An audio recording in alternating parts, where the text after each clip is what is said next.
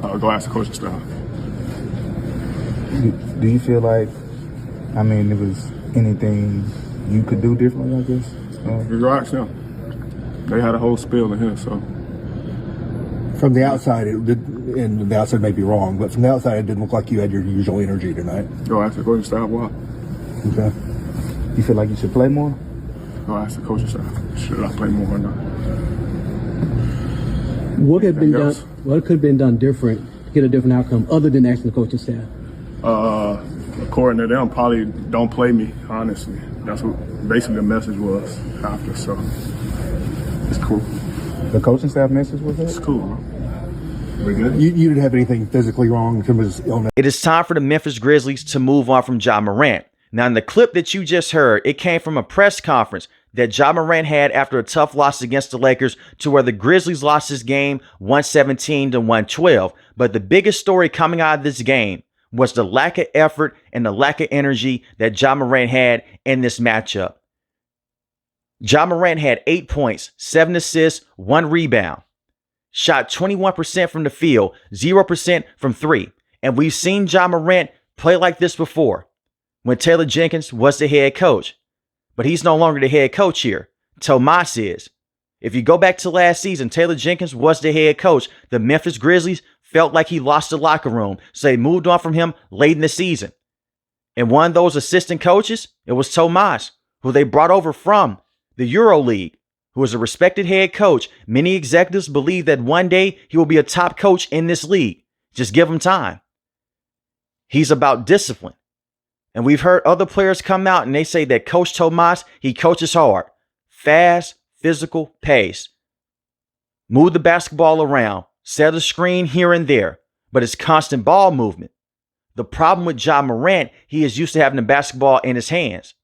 When you go back to that breakout season, the 2021-2022 season, he had a high usage rate. The basketball was in his hand majority of the time. He averaged 27 points a game, 7 assists, 6 rebounds, shot 34% from 3. At this point in time, you have people saying that he could be the next face of the NBA.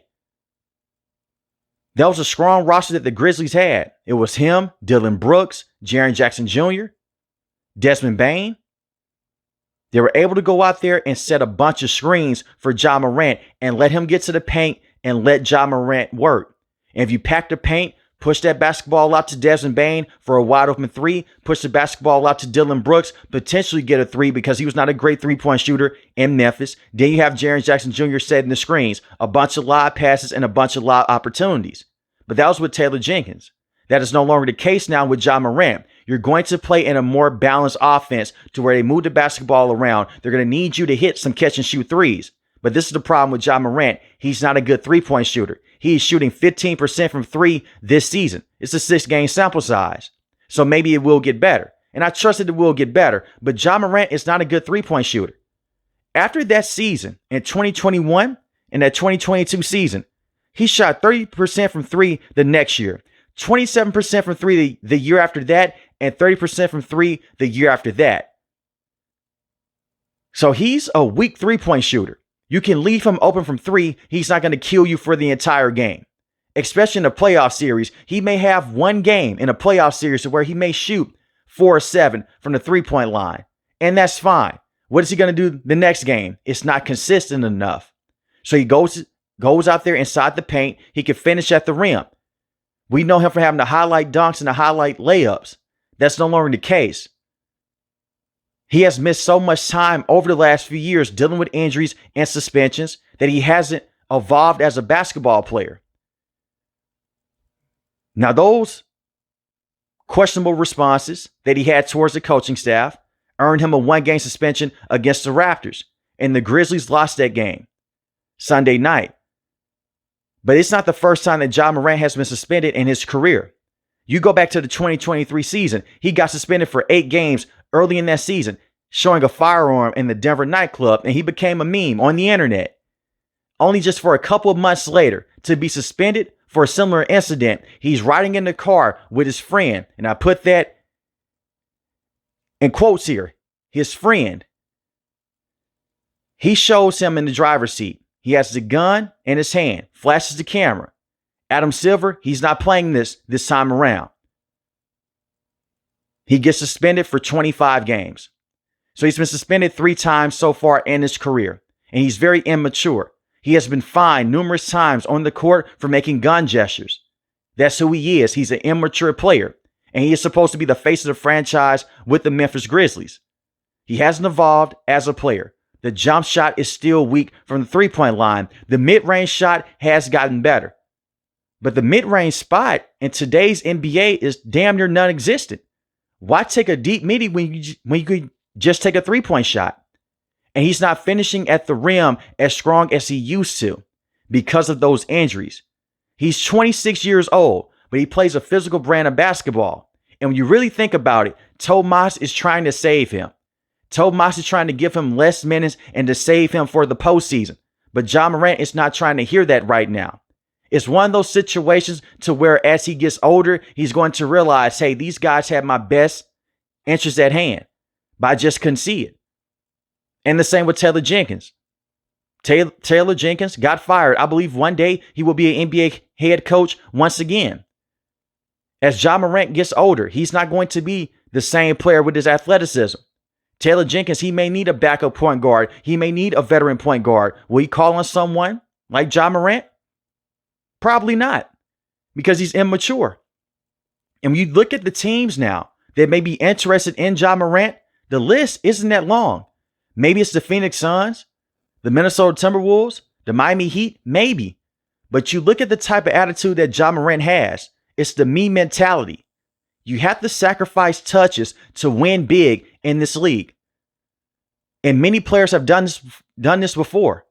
Derrick Rose, he modified his game. He changed his game. That physical style, get to the rim, dunking on players, laying the ball up and getting to physical contact constantly. He went away from that in the later years of his career. The same with Russell Westbrook. He's changed his game. He's evolved as a player, while Ja Morant hasn't evolved at all. And if you're going to go out there and you're going to continue to have bad press conferences and just have bad moments off the court, what's the point of having you around? And the Memphis Grizzlies, they find themselves in a very interesting situation. When you go back a few years here, you had Dillon Brooks on this roster. Now, they did lose to the Lakers by 40 points in that playoff game. It's the infamous meme of Dillon Brooks saying, I'm not going to respect anyone until they give me 40. Well, you lost by 40 points. But they used him as a scapegoat. They had bigger problems with this roster outside of Dillon Brooks. He went to the Houston Rockets. And the Grizzlies haven't been the same since that Lakers series. And now Dillon Brooks is with the Phoenix Suns. You traded Desmond Bane this offseason to the Orlando Magic for KCP, Cole Anthony, and you bought him out. He's now with the Milwaukee Bucks. But this is the biggest prize here. 3 unprotected first-round picks in the future. You still have Ja Morant. You have Jaren Jackson Jr., KCP. But I look at this roster, it's not good enough to actually contend in the Western Conference. The Western Conference 3-4 years ago was significantly weaker than it is right now. You have teams like the Golden State Warriors, they're still consistent. The Houston Rockets, the OKC Thunder, the San Antonio Spurs with a healthy Victor Wembanyama, the Los Angeles Clippers, the Los Angeles Lakers. That's 6 teams right there. So at their best, they're the 7 or 8 seed in the Western Conference. You're a play-in team. And I know what Ja Morant was able to do against the Golden State Warriors many years ago in that playoff series. It was phenomenal, especially that game 2. But he hasn't been the same player since then. And his defense has never been elite. He's not an elite defender. He's not a good defender. Let's just be real here. I think that it would be smart for the Memphis Grizzlies to go out there, script down this roster, and to move on from Ja Morant. The injuries that he suffered, the suspensions, being immature, is just not going to work out. You have Jalen Wells, who I think can be a very good player long term. Jaren Jackson Jr., you can keep him around. And you have Jack Landale at the center position. And this is the thing here with Jaren Jackson Jr. He's a unique basketball player. Very good three-point shooter. Has a solid post game. Can get to the rim. His defense is tremendous when he's not fouling out of games. And he's going to always have foul trouble because he's aggressive as a defender.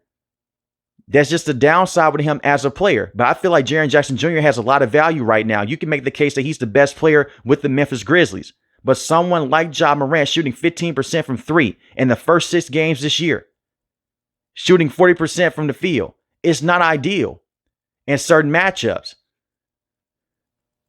And the reason why his field goal percentage has dipped this season, they're just packing in the paint. They don't respect him as a three-point shooter. And I wish that this was a different story with Ja Morant, but he may be on his way out of the NBA. He has 2 years left on his deal. And the way that Tomas loves to coach, if he cannot evolve as a player, it is not going to work. When you look at the other players that come off this bench, they have this energy. They're able to flow together. They're able to gel together. They had a big lead in this game against the Lakers. And they basically let it go away from them. You need your leader to step up. And I agree with Tomas. I'm all about player empowerment, letting the players go out there, taking up for him. But in this case right here, Ja Morant is his own worst enemy. And whenever someone calls him out, he'll just say, keep that same energy, stay on that side. That's fine. But when you look at the young players in today's game, Jason Tatum has a championship. Luka has went to the NBA Finals. SGA just led his team to the NBA Finals and won a championship. And he's an MVP in this league. Giannis, MVP in this league, has won an NBA championship. Devin Booker helped get his team to the NBA Finals. What has Ja Morant done? He has 0 awards as a player. 0. And unfortunately for me, I was a huge fan of the 2019 NBA class. This class has been a major letdown with Ja Morant and Zion up to this point. When you compare them to the other hyped up draft classes over the last couple of decades. This one had potential to be special. But I don't think that Ja Morant will get better this season. I think that things will get worse. He's a petty individual. We have seen this before. We've seen this with Taylor Jenkins. And this time around, they're not going to choose Ja Morant instead of the coach. They're going to choose the coach over him because there's more upside with this head coach than it is with Ja Morant long term. And I'm rooting for Ja Morant. I want to see him be successful in the NBA, but the way that he plays basketball, flying to the rim, not taking many jump shots at the three-point line.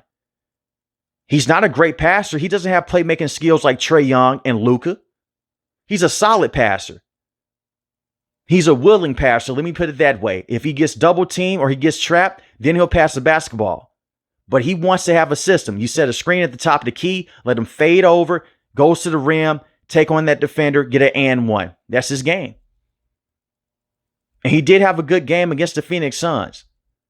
But in terms of contending in the Western Conference and winning the championship, I don't think that Ja Morant can be the face of your franchise. He's more so of a number 2 player. If you give him a strong shooting guard alongside him or a strong wing, that's perfect. You put him on a team like the Minnesota Timberwolves, you have him and Anthony Edwards, that's tremendous. I know that we all have the fantasy of him and Zion playing together. That will be a terrible situation. Neither one of these guys can stay healthy. You'll get a bunch of highlight plays. I'm talking about winning championships here. The best fit for Ja Morant would be a team like Minnesota or the Miami Heat. You have a coach like Eric Spoelstra. You have Pat Riley and his influence with the Heat. Maybe they can make Ja Morant be more mature. But at the end of the day, a lot of this is self-inflicted. The gun incident, calling out your coaching staff when you were clearly in the wrong, lack of accountability. But let me know in the comment section below, should the Memphis Grizzlies trade Ja Morant? If you're new to the channel, hit the subscribe button. If you like the video, hit the like button. Most importantly, I want each and every last one of you guys to stay safe, stay positive. Thanks for the video, guys. God bless. Peace.